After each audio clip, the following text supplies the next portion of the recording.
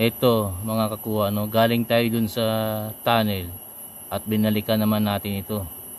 So ang sinasabi lang dito is jewelries and diamond wealth under tunnel. So ibig sabihin lahat ito nasa under tunnel. Pero ang sinasabi ng under na to, na dun sa taas ay ginto ang nakalagay. So barita 9. Baka 9 box ito kasi box man ito. Naka box man ito. Itong jewelry ang hanapin natin. Pati yung wealth. Giveaways ito. Ito mga kuha. Giveaways yan. Ito jewelries talaga yan. No? Nakalagay na yan. Jewelries.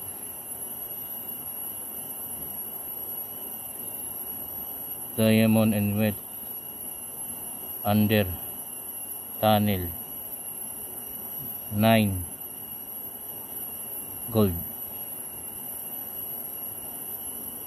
Malapit sa ilog. So ibig sabihin paras itong malapit sa ilog, pero ito lang ang hanapin natin na isa. Giveaways ito eh.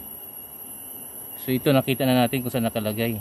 Ito na lang yung isa na hindi natin na hanap pa kasi under tunnel pa rin siya eh.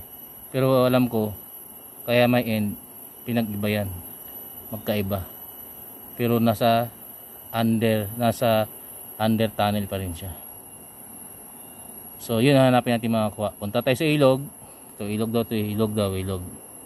Punta tayo sa ilog, hanap tayo ng sign para makita natin to. Tara mga kuha. At yung ilog nandun pa sa baba kung naririnig ninyo. Tara mga kuha.